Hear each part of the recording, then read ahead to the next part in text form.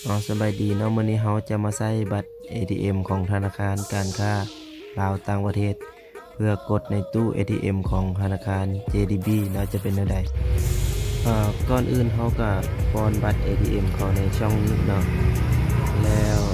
หลังจากนั้นก็กดรหัส6ตัวเลขของบัตรเราใส่เข้าไป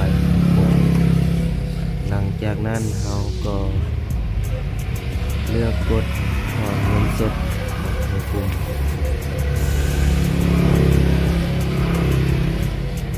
และหลังจากนั้นมันจะให้อ่านค่าบริการกดตกลงเขาจะเสีย2,000กีบต่อครั้งเนาะหลังจากนั้นเรามาเลือกบัญชีประหยัดหรือว่า saving account จากนั้นเราก็กดไปแล้วเขาก็เลือกจำนวนตามใจที่เขาต้องการถอนจำนวนอื่นๆในการถอนเมื่อเขาเลือกจำนวนอื่นแล้วให้กดจำนวนเงินที่เขาต้องการเนาะข้าพเจ้าเลือก 50,000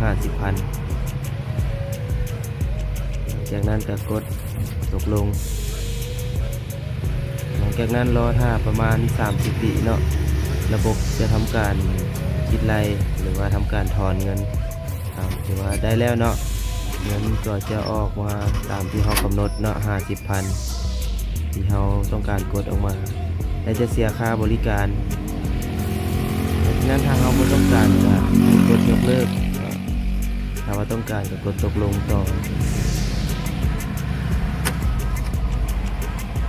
ดังนั้นเขาก็กดยกเลิกจะได้บัตรออกมาและนี่คือการถอน 50,000 เป็น 52,000 เนาะเพราะว่าเขาจะเสียค่าบริการ 2,000 เป็น 52,000 เนาะขอบใจ